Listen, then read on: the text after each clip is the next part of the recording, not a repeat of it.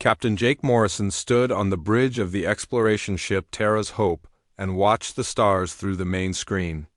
The ship floated quietly at the edge of known space, far from Earth and the busy trade routes that connected human colonies to alien worlds. Jake had been out here for 3 months, mapping new star systems and looking for planets that might support life. The communication console beeped with an urgent message. Lieutenant Amy Parker, his communications officer, turned to face him with a worried expression on her face. "Captain, we're getting a priority transmission from Earth Command. It's marked as Emergency Level 1. Jake felt his stomach tighten. Emergency Level 1 meant something very serious had happened. "Put it through to my ready room, Lieutenant, and ask Dr. Chun to meet me there." Jake walked quickly to his small office behind the bridge. The walls were covered with star charts and photos of alien species that humans had encountered over the past 2 centuries. Since 2187, when humans first made contact with the Galactic Council, these relationships had been the foundation of human expansion into space. Dr. Lisa Shun arrived just as the transmission began. She was the ship's head of alien biology and one of the smartest people Jake had ever met. Her specialty was understanding how different alien species thought and acted. Lisa had spent years working with the Council, helping humans and aliens understand each other better. The face of Admiral Robert Stone appeared on Jake's screen. The old man looked tired and angry. His usually neat uniform was wrinkled, and his gray hair was messy. Jake had never seen his superior officer look so defeated. "Captain Morrison, what?" "I'm about to tell you will change everything for humanity," Admiral Stone began. His voice was heavy with emotion. 3 hours ago, the Galactic Council voted to expel all humans from galactic civilization. The vote was unanimous among the alien species. We are no longer welcome in Council space. Lisa gasped and covered her mouth with her hands. Jake felt like someone had hit him in the chest. This couldn't be happening. Humans had been part of the Council for 200 years. They had helped build trade networks, shared technology, and fought alongside alien allies in several wars. Admiral Stone continued reading from an official document. The Council states that humans are too aggressive, too unpredictable, and too dangerous to remain part of civilized galactic society. All human colonies outside the Sol system must be abandoned within 6 months. All trade agreements are immediately terminated. All diplomatic channels are permanently closed. Jake found his voice. "Sir, what about our allies? What about the Xanthari trade agreements? The Mordani agricultural programs? We've worked together for generations." The Admiral's expression grew even darker. The Xanthari Prime Minister Vexthal was the one who proposed our expulsion. He said humans were a virus that needed to be removed before we infected the rest of the galaxy with our violence. The Mordani Chancellor Krieg seconded the motion. Our closest allies voted against us without hesitation. Lisa stood up quickly, her face red with anger. "This is insane. Humans have contributed more to galactic civilization than any other species. Our medical research has saved billions of alien lives. Our engineering has built half the space stations in Council territory. Our diplomats have prevented dozens of wars." "None of that matters now," Admiral Stone replied. "The Council has made their decision. They believe the galaxy will be better off without us." Jake looked at the star charts on his walls. Each one represented years of human exploration and discovery. Human ships had found most of the habitable worlds that alien species now called home. Human scientists had solved agricultural problems that had plagued alien civilizations for centuries.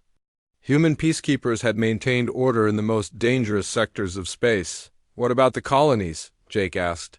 "We have over 50 worlds outside the Sol system. Millions of people call those places home." Admiral Stone nodded grimly. "Everyone must return to Earth or the inner colonies within 6 months. The Council has given us that long to evacuate completely. After that, any human found in their space will be arrested or worse." Lisa shook her head in disbelief. "The Mordani agricultural colonies will fail without human expertise. Their soil management systems are completely dependent on our techniques. The Xanthari Defense Fleet uses human-designed maintenance protocols.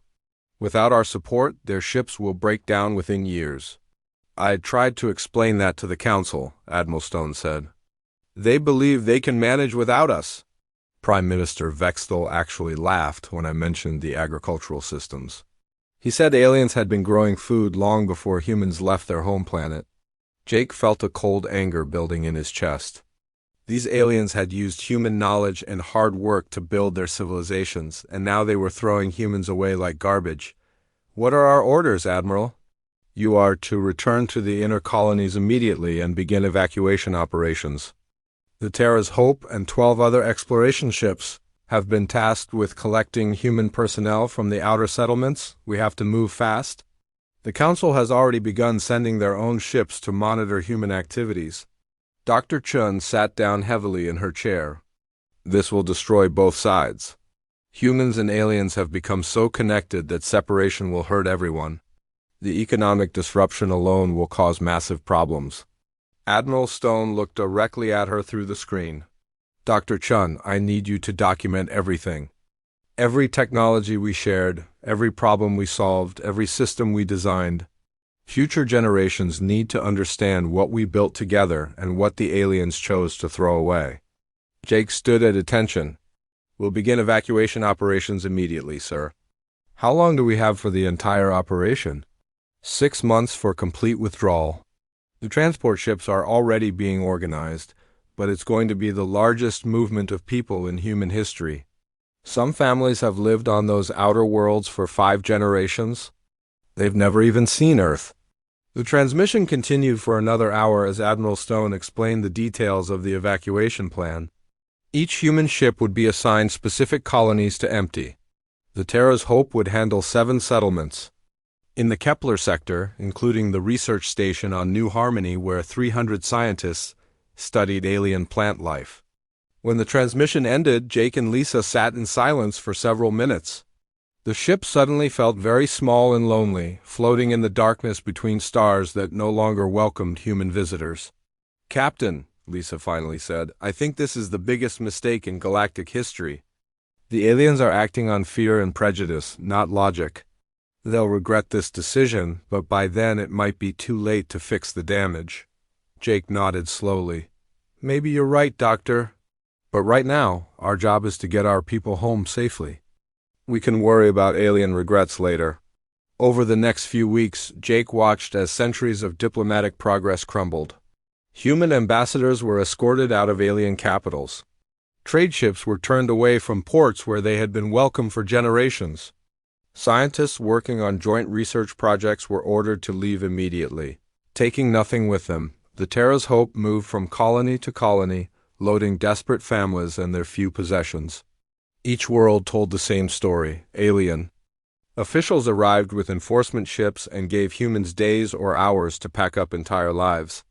Generations of work and community building were abandoned on New Harmony. Jake met Dr. Ben Santos, who had spent 30 years developing new crops that could grow in alien soil. The man was 70 years old and had planned to die on this world he had helped create. Now he stood in the ship's cargo bay, holding a single bag of seeds that represented his life's work. They wouldn't even let me finish the growing season, Dr. Santos told Jake. 20 years of research will die in those fields because they couldn't wait 3 more months. As the Terra's Hope left each abandoned colony, Jake looked back at the empty buildings and unused equipment that humans were forced to leave behind. The aliens had gained advanced facilities and technology for free, while humans lost homes and dreams.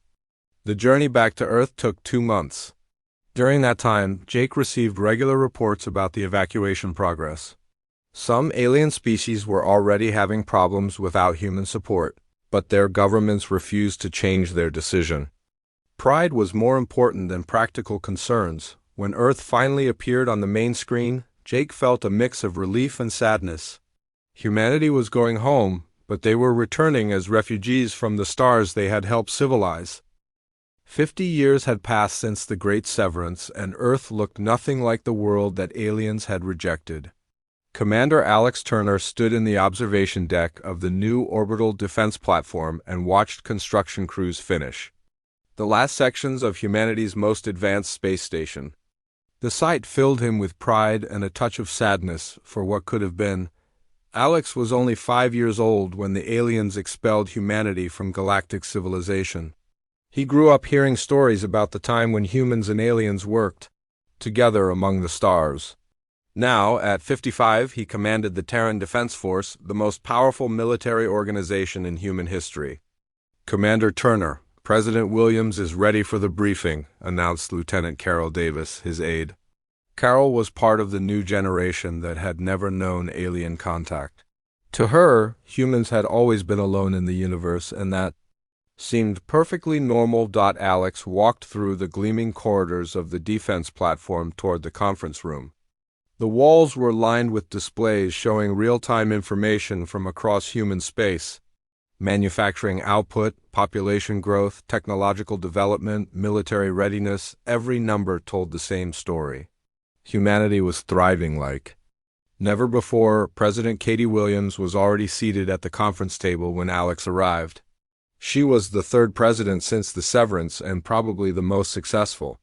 Under her leadership, humanity had not just survived their isolation, they had flourished beyond anyone's wildest dreams. "Good morning, Alex," President Williams said with a warm smile. "I trust our friends in the galaxy are still keeping to themselves?" Alex nodded as he took his seat. For 50 years, humans had maintained a strict policy of non-contact with alien civilizations, no trade, no communication, no interference. The galaxy had made their choice, and humanity respected it completely. "Our long-range sensors show increased military activity in the former Xanthari Empire," Alex reported. 3 border wars in the past year, and their fleet strength is down 40% from pre-severance levels. The Mordani Collective is having similar problems with internal conflicts. Dr. Maya Singh, the head of Human Scientific Development, joined the conversation from her seat across the table. She was considered the smartest person on Earth, responsible for breakthrough discoveries that had revolutionized human technology. "The reports from our deep space observation posts confirm what we expected. Without human innovation and problem-solving skills, alien civilizations are stagnating." President Williams looked thoughtful. "Remind me again why we care about their problems, Doctor?" Maya smiled slightly. "We don't care about their problems, Madam President. We care about understanding the consequences of their decision. It validates everything we've accomplished since they forced us to become self-reliant." Alex pulled up a holographic display showing human space. Earth sat at the center, surrounded by dozens of thriving colonies and industrial worlds. Massive space stations served as manufacturing centers, research facilities, and military bases. The entire system hummed with activity and purpose. 50 years ago, we had technology roughly equal to the galactic average," Alex explained. "Today, our worst starship could outrun and outfight anything in alien space. Our manufacturing capacity exceeds what the entire Galactic Council produced at their peak." Chief Engineer Pete Rodriguez entered the room carrying a datapad full of the latest production reports. Pete was a legend among human engineers, the man who had designed the revolutionary propulsion systems that made human ships the fastest in the galaxy. Not that the galaxy knew this, since humans kept their capabilities strictly secret. "The new shipyards at Jupiter completed another production run this week," Pete announced proudly. 47 heavy cruisers, each one more advanced than the alien dreadnoughts that used to patrol Council space. "We're building ships faster than we can train crews to operate them." President Williams leaned back in her chair. "Sometimes I wonder what would have happened if the aliens had been more patient with us. If they had tried to work through their concerns instead of simply throwing us out." Dr. Singh laughed softly. "They would have held us back, Madam President. Human innovation works best when we're free to experiment and take risks. The aliens were always too cautious, too worried about following their ancient traditions.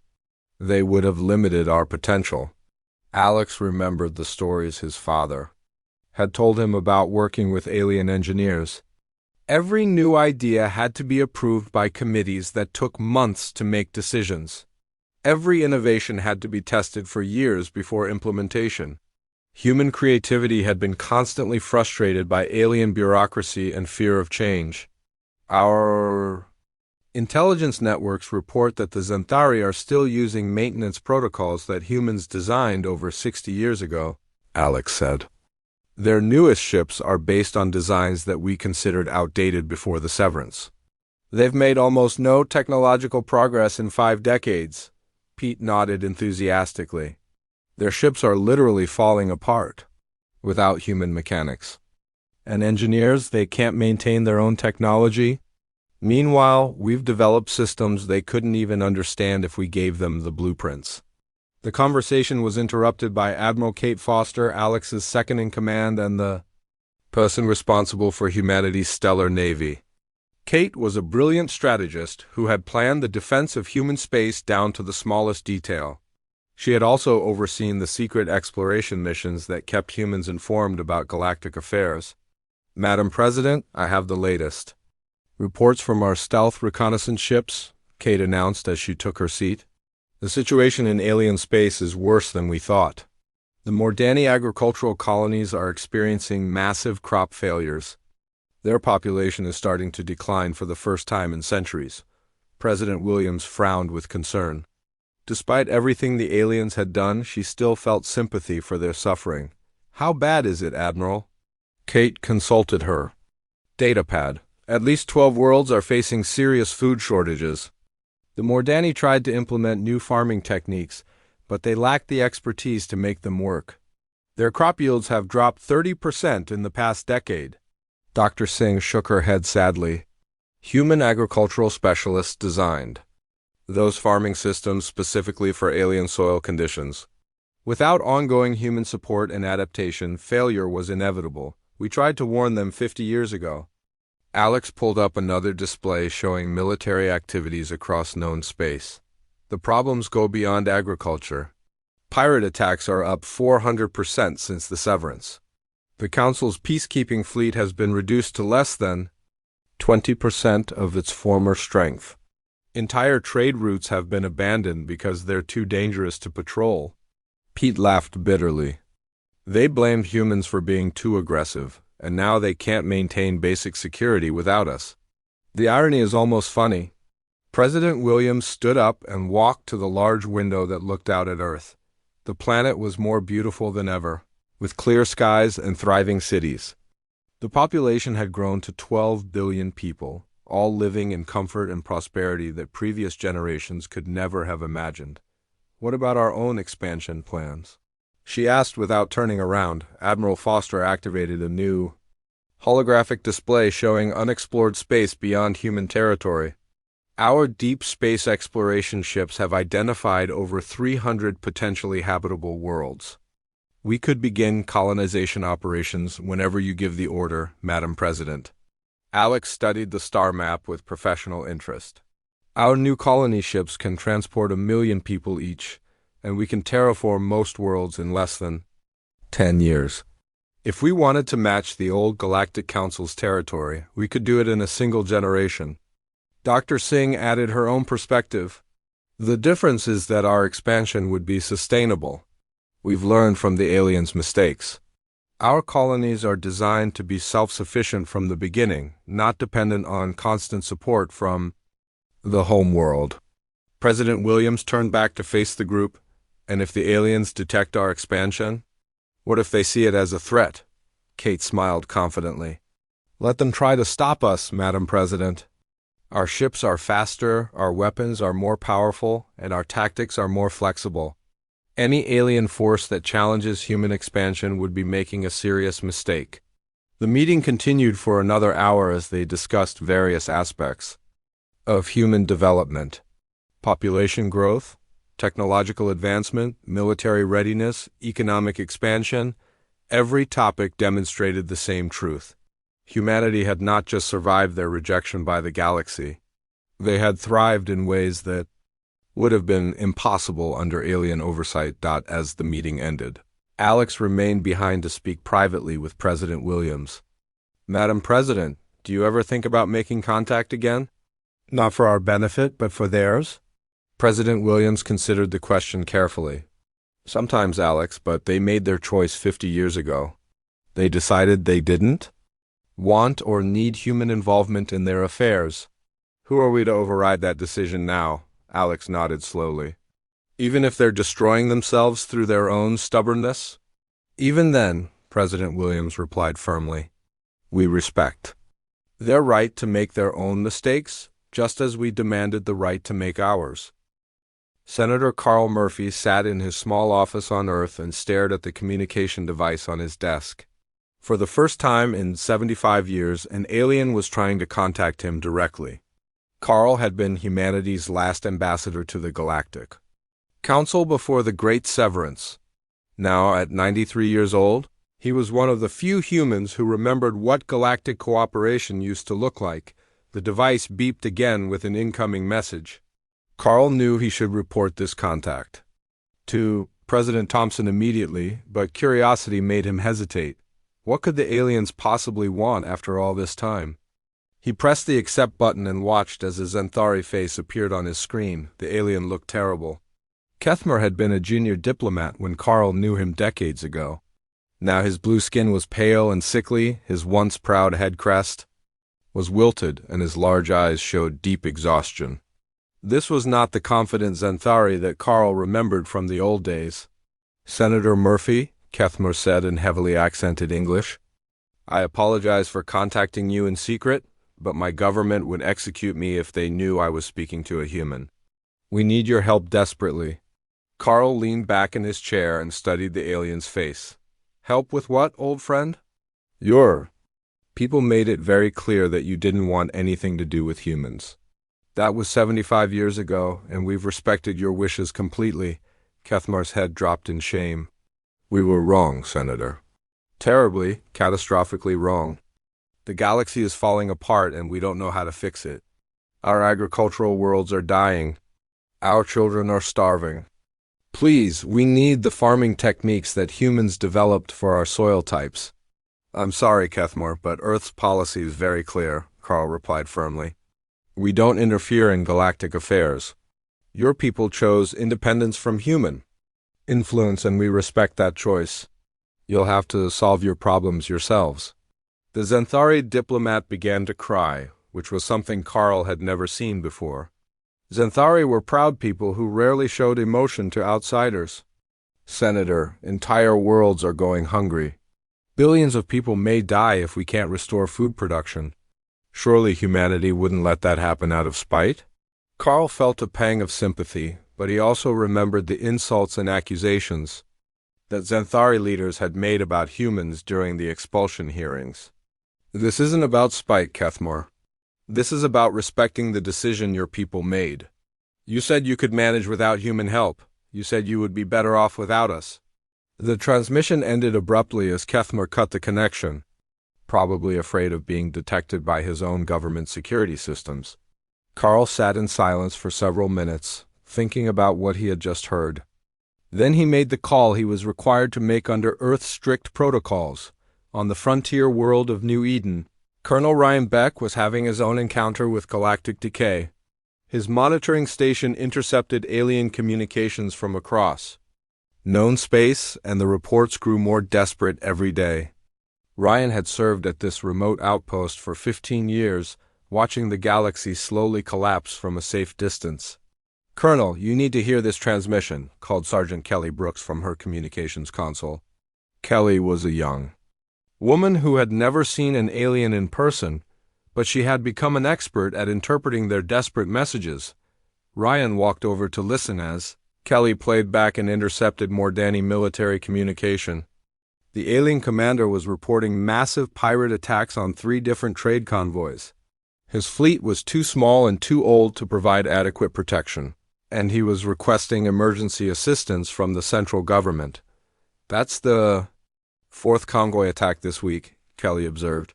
The pirates are getting bolder because they know the Mordani can't stop them, Ryan nodded grimly. Without human peacekeeping forces, the shipping lanes have become a nightmare.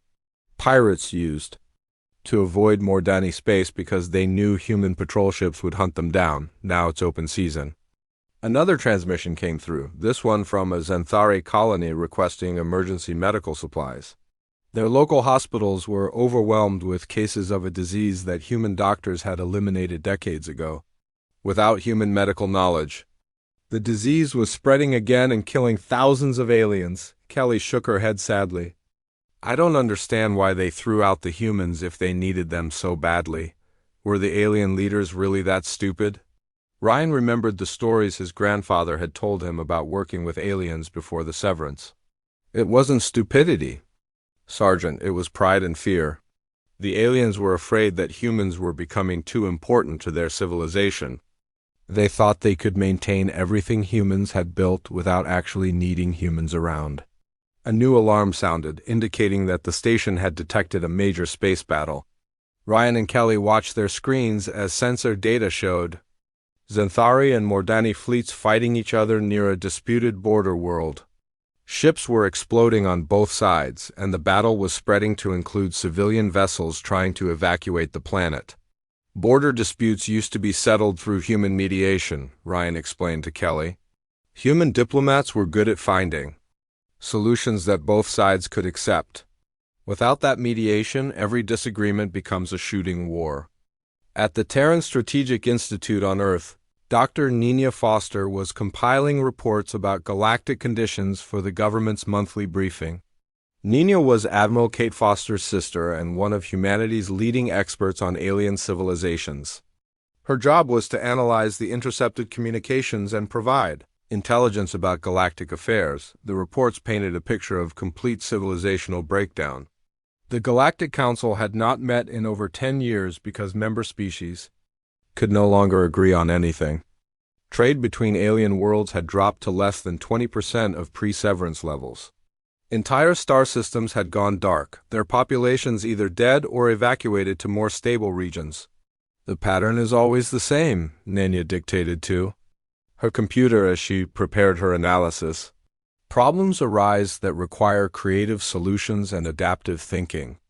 The aliens try to solve them using rigid, traditional methods that don't work. The problems get worse, leading to conflict and social breakdown. Nina pulled up a specific case study about the former human colony of New Harmony. After humans were forced to abandon the world, the Mordani had taken it over and tried to continue the agricultural research that Dr. Ben Santos had started. Without human expertise, the experiments had failed catastrophically, poisoning the soil and making the entire planet uninhabitable. Human flexibility and innovation weren't luxuries. Nina continued her report.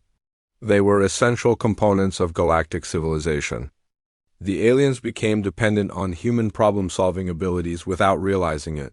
When they expelled humans, they lost the very thing that held their society together. A message arrived from her brother Alex, now a full admiral commanding humanity's deep space reconnaissance fleet. His ships operated in total secrecy, using advanced stealth technology to observe galactic affairs without being detected. The information they provided was invaluable for understanding how badly alien civilization was deteriorating. Nina, the latest intelligence reports are beyond anything we've seen before, Alex's message began. Entire sectors of space are now controlled by pirates and warlords. The Xanthari Empire has lost control of over 40% of its territory. The Mordani Collective is breaking apart as individual worlds declare independence rather than share resources with their neighbors. Nina read through Alex's detailed reports with growing amazement. The aliens weren't just having problems, their entire way of life was collapsing. Population centers that had existed for thousands of years were being abandoned. Ancient trade routes that had connected civilizations for millennia were no longer safe to travel. The most disturbing part, Alex's message continued, is that many of these problems have simple solutions. Pirates could be eliminated with proper patrol tactics. Agricultural failures could be prevented with adaptive farming techniques.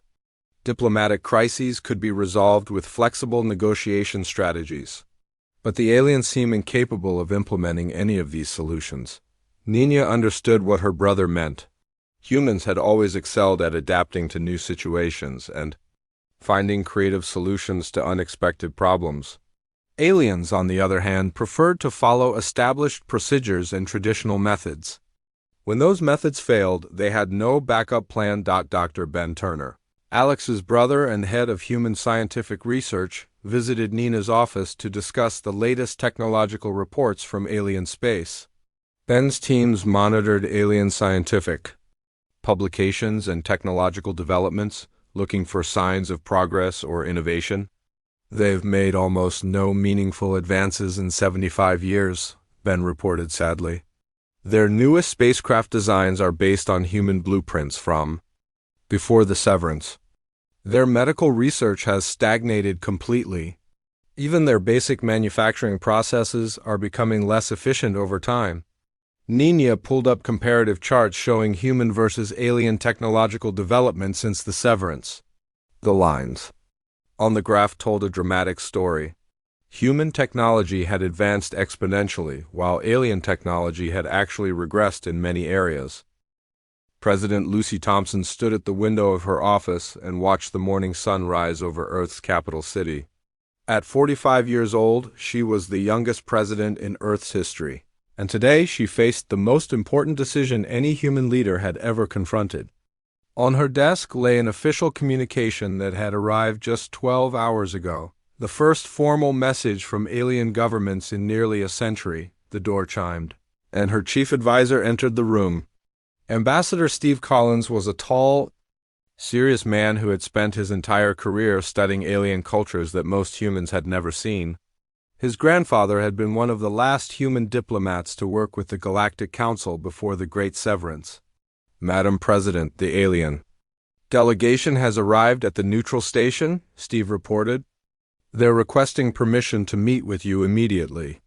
The situation in their space must be even worse than our intelligence reports suggested. President Thompson turned away from the window and walked to her desk. The alien message was written in perfect English, which was surprising since most aliens had refused to use human languages for decades. The formal document was signed by representatives from every major species in the galaxy, including some that humans had never heard of before. "Read me the key points again, Steve," she requested as she sat down. Steve activated his datapad and began reading. The message states that the Galactic Council formally requests an emergency meeting with Earth's government to discuss matters of mutual survival. They acknowledge that previous decisions may have been made in error, and they are prepared to offer substantial concessions in exchange for human assistance. The president laughed bitterly. Substantial concessions? 75 years ago, they treated us like criminals and threw us out of civilized space. Now they want to negotiate? Steve nodded sympathetically. The intelligence reports from Admiral Turner's reconnaissance ships confirm that galactic civilization is on the verge of complete collapse. Food shortages, military conflicts, technological failures, economic breakdown, everything is falling apart at once. President Thompson had read those reports carefully. Entire star systems were being abandoned as their populations fled to more stable regions. Pirate fleets controlled major trade routes because alien governments lacked the military strength to protect shipping. Diseases that human medicine had eliminated centuries ago were spreading again across alien worlds. What does General Parker think about this? The president asked. General Amy Parker was Earth's top military strategist and one of the few people whose opinion President Thompson trusted completely. Amy had spent her career planning for every possible scenario involving alien contact, including the possibility that desperate aliens might try to take by force what they couldn't get through. Negotiation. General Parker believes this is a trap, Steve replied honestly. She thinks the aliens might be planning to blame humans for their problems and use that as justification for an attack on Earth. Her recommendation is to refuse the meeting and increase our defensive preparations. President Thompson considered this possibility. Human technology was far superior to anything the aliens possessed, but desperate people sometimes made irrational decisions. If alien leaders decided that war was preferable to admitting their mistakes, they might launch a suicidal attack on human space. What about Dr. Turner's assessment? she asked. Chief Scientist Dr. Ben Turner had analyzed the alien message from a purely technical perspective. Ben was widely considered the smartest human alive, and his scientific insights had contributed to many of humanity's greatest technological advances over the past decades. Dr. Turner believes the aliens are genuine in their desperation, Steve answered. His analysis of their communication patterns and the specific concessions they're offering suggests this isn't a deception. They really are facing extinction-level problems. The president walked to a wall display that showed the current state of human civilization. Earth and its colonies were more prosperous than ever, with a total population approaching 20 billion, people living in comfort and security. Human technology continued to advance at an incredible pace, and their military forces were the most powerful in galactic history. Schedule the meeting, President Thompson decided. But we do this on our terms. The alien delegation comes to the abandoned council station at Nexus Prime. They get 1 day to make their case. And then we leave. No extended negotiations, no pressure tactics. Steve looked surprised by her decision. Madame President, are you sure about this? The political risks are enormous. If the public finds out we're talking to aliens again, there could be serious backlash. President Thompson smiled grimly. Steve, I didn't become president to make safe choices. Besides, I'm curious to see what the people who once called us too dangerous for civilized society are willing to offer now. 3 days later, Ambassador Steve Collins stood in the docking bay of the massive space station at Nexus Prime. The station had been abandoned for over 30 years, its corridors empty and many of its systems failing. It was a perfect symbol of what galactic civilization had become without human involvement. The alien shuttle that arrived was old and poorly maintained, nothing like the sleek vessels that had once represented galactic power and sophistication. As the alien delegation disembarked, Steve was shocked by their appearance. These weren't the proud, confident leaders he had studied in historical records. They looked defeated and desperate. Prime Minister Vexthal of the Xanthari Empire was the same alien who had proposed humanity's expulsion 75 years ago. Now he was ancient and frail, his once magnificent ceremonial robes faded and patched. Behind him walked Chancellor Krieg of the Mordani Collective, the alien who had seconded the motion to expel humans. Krieg's species was known for their perfect posture, but now he walked with a pronounced stoop that suggested malnutrition. Ambassador Collins, Vexthal said in a weak voice, thank you for agreeing to this meeting. We know we have no right to ask for your time after what we did to your people. Steve led the alien delegation through the empty corridors of Nexus Prime toward the old council chambers. Their footsteps echoed in the silence, and several times they had to detour around sections where the life support systems had failed completely. This station used to be the pride of galactic civilization, Chancellor Krieg observed sadly. Now look at it. We can't even maintain our own greatest achievements. The council chambers were a shadow of their former glory. Most of the seats were empty, representing species that had either gone extinct or retreated to their home worlds. The great holographic displays that once showed the wealth and power of galactic civilization were dark and broken. Steve took his place at the table where human ambassadors had once sat as equals. You have 1 day to explain what you want from humanity and what you're offering in return. I suggest you use that time wisely. Vexthal stood slowly and activated a small portable display device. The images it showed were horrifying. Starving alien children, abandoned cities, ships floating dead in space, entire worlds reverting to pre-industrial conditions. Ambassador Collins, this is what our galaxy has become, Vexthal began. When we expelled humanity, we thought we were protecting our civilization from human aggression and unpredictability. Instead, we destroyed the very foundation that held our society together. Chancellor Krieg added his own perspective. We didn't understand how dependent we had become on human innovation and problem-solving abilities. When crises arose, we kept expecting humans to step forward with solutions. But you weren't there anymore because we had thrown you out. Steve watched the images without showing emotion. though privately he felt sympathy for the suffering aliens. "What specifically do you want from humanity?" Vexthal's voice became even weaker. "Everything. We need human agricultural experts to restore food production on our worlds. We need human engineers to repair our failing infrastructure. We need human doctors to combat diseases we can no longer treat. We need human peacekeepers to restore order to our trade routes." "In other words," Steve said coldly, "you want humans to solve all the problems you created by rejecting human help in the first place." Chancellor Krieg nodded shamefully. "Yes, we understand how this looks. We're asking the people we insulted and expelled to save us from our own stupidity. But millions of innocent beings are suffering because of decisions their leaders made decades ago." Steve pulled out his own datapad and began reading from it. "Let me tell you what humanity has accomplished since you expelled us. Our population has grown from 8 billion to 20 billion people. Our technology has advanced beyond anything you could comprehend. Our military could conquer this entire galaxy in less than a year if we chose to do so." The alien leaders looked even more defeated as they heard these numbers. They had expected humans to struggle without alien technology and trade. Instead, humans had thrived beyond their wildest imagination. "What are you offering in exchange for this help?" Steve asked. Vexthal gestured weakly at a data crystal he placed on the table. "Full readmission to the Galactic Council with expanded voting rights. Exclusive trade agreements that would give humanity access to resources across the galaxy."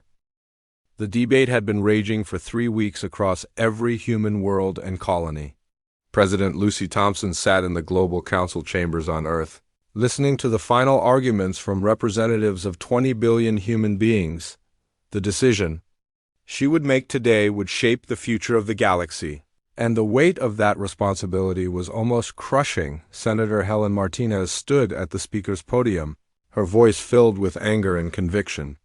Helen represented the Mars colonies, where many families still remembered the humiliation of being expelled from galactic civilization.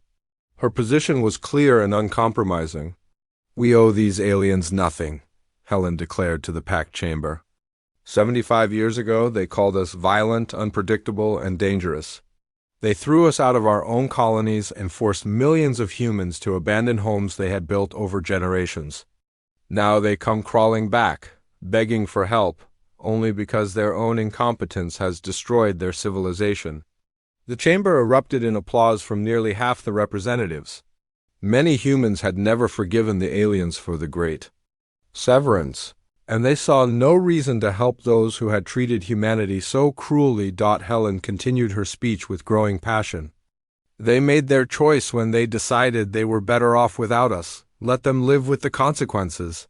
Humanity has built something beautiful and powerful without their help. Why should we risk our people's lives and resources to save civilizations that rejected us?" When Helen finished speaking, the chamber fell silent as Dr. Rachel Foster approached the podium. Rachel was the older sister of Admiral Kate Foster and Dr. Nina Foster, and she was widely respected as one of humanity's greatest philosophers and ethical thinkers. Her words would carry enormous weight with the assembled representatives. "I understand Senator Martinez's anger," Rachel began quietly. "We all remember the pain and humiliation of the severance. But we must ask ourselves, what kind of people we want to be? Do we want to be the species that turns its back on suffering because of old grievances? Or do we want to be the species that rises above past wrongs to do what is right?" Rachel activated a holographic display showing images from the alien delegations. Presentation: starving children, collapsing cities, dying worlds. The suffering was real and heartbreaking regardless of who was responsible for causing it. "The question isn't whether the aliens deserve our help," Rachel continued. "The question is whether we deserve to call ourselves civilized if we let billions of innocent beings die because their leaders made terrible decisions decades ago. Many of the aliens who are suffering today weren't even born when humanity was." Expelled from the council. Admiral Jake Morrison, now one of humanity's most respected voices, stood to address the chamber. Jake had been present at the original severance as a young captain, and his opinion would influence many undecided representatives. I've spent my entire career serving humanity among the stars, Jake said in his calm, measured voice. I was there when we were forced to abandon our colonies. I led evacuation fleets filled with families who had lost everything because of alien prejudice. I have every reason to hate them for what they did to us. The chamber was completely silent as Jake paused to gather his thoughts. But I've also seen what humanity can accomplish when we're at our best. We don't help others because they deserve it. We help others because that's who we are. If we let alien civilizations collapse out of spite, we become the very thing they accused us of being: violent, cruel, and dangerous. Jake's words seemed to shift the mood in the chamber. Even some of Senator Martinez's strongest supporters looked thoughtful and uncertain. President Thompson called for a recess before the final vote. As representatives filed out to discuss the decision with their constituents, she met privately with her closest advisors in a secure conference room. The people in this room would help her understand the full implications of whatever choice humanity made. General Amy Parker sat across from the president, her expression serious and professional. Madam President, if we decide to help the aliens, we need to be very careful about how we do it. Our military analysis suggests that some alien factions might try to use human aid as an opportunity to attack us or steal our technology. Captain Tony Williams, President Thompson's son and commander of humanity's flagship New Dawn, nodded in agreement. Our intelligence reports show that not all aliens support asking for human help. Some groups see it as a humiliation that must be avenged. We could be walking into a trap. Dr. Ben Turner, head of human scientific research, offered a different perspective. The aliens' technological base has deteriorated so badly that they couldn't threaten us even if they tried. Our worst starships could defeat their best fleets without serious difficulty. The real risk isn't military, it's political. President Thompson looked at each of her advisors carefully. Explain the political risks, Doctor. Ben pulled up a complex chart showing human public opinion across all colonies and worlds. The human population is split almost evenly on this issue. If we help the aliens and something goes wrong, if there are human casualties, or if the aliens betray us again, the political backlash could destroy your administration and damage human unity for generations. Admiral Kate Foster, who had commanded humanity's stellar navy for decades, offered her own analysis. On the other hand, if we refuse to help and billions of aliens die, future generations might judge us harshly. History could remember us as the species that chose revenge over mercy when we had the power to save lives. President Thompson stood and walked to the large window that showed Earth's beautiful blue sky. Somewhere out there among the stars, entire civilizations were slowly dying while humanity debated whether to save them. The irony wasn't lost on her. The species that aliens had called too dangerous were now the only hope for galactic survival. What would be your recommendation, Admiral Morrison? She asked. Jake had been quiet during most of the discussion, but now he spoke with the wisdom of someone who had lived through humanity's greatest crisis and triumph. Madam President, I think. We help them, but we do it on our terms. We don't just give them aid, we reshape their entire approach to civilization. President Thompson turned back to face the group. What do you mean? Jake stood and activated a holographic display showing his proposed plan. We dissolved the old Galactic Council completely.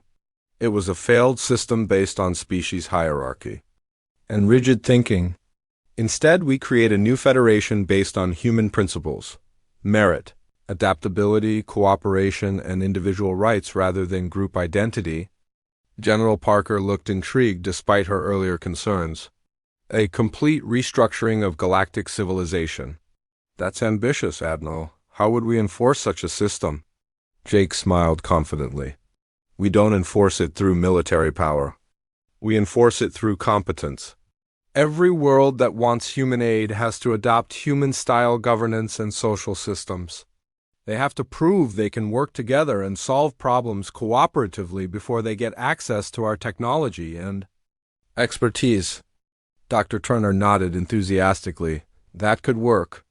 We use our superior capabilities as leverage to create a better form of galactic civilization. The aliens get the help they need, but only if they abandon the rigid thinking that caused these problems in the first place. President Thompson felt a sense of clarity settling over her mind. This approach felt right. It was neither pure mercy nor pure revenge, but something more sophisticated. Humanity would help the galaxy, but they would also ensure that the mistakes of the past couldn't be repeated. 2 hours later, President Thompson returned to the Global Council chambers to announce her decision. The representatives fell silent.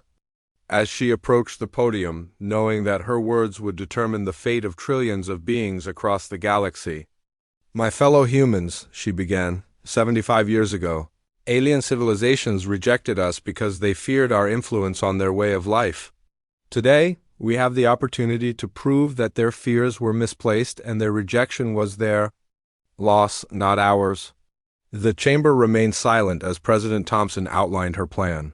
"We will help the galaxy, but we will not restore the old system that led to this crisis. Instead, we will build something new, a Terran Federation based on human values of cooperation, innovation, and individual merit." She paused to let her words sink in before continuing. "Any world that wants human assistance must adopt our governmental and social principles. They must prove they can work together across species lines and abandon the rigid hierarchies that caused galactic civilization to stagnate. This isn't about human dominance, it's about creating a system that actually works." The vote was closer than expected, but humanity chose mercy over revenge by a margin of 55%. Within weeks, the first human-aid ships began departing for alien space, carrying agricultural specialists, medical teams, and engineers who would begin the massive task of rebuilding galactic civilization. Captain Tony Williams stood on the bridge of the new dawn as it led the first human fleet back into galactic space in nearly a century. The sight of human ships appearing in failing alien systems brought hope to desperate populations and fear to leaders who remembered the old prejudices on the agricultural world of Kepler 7, Dr.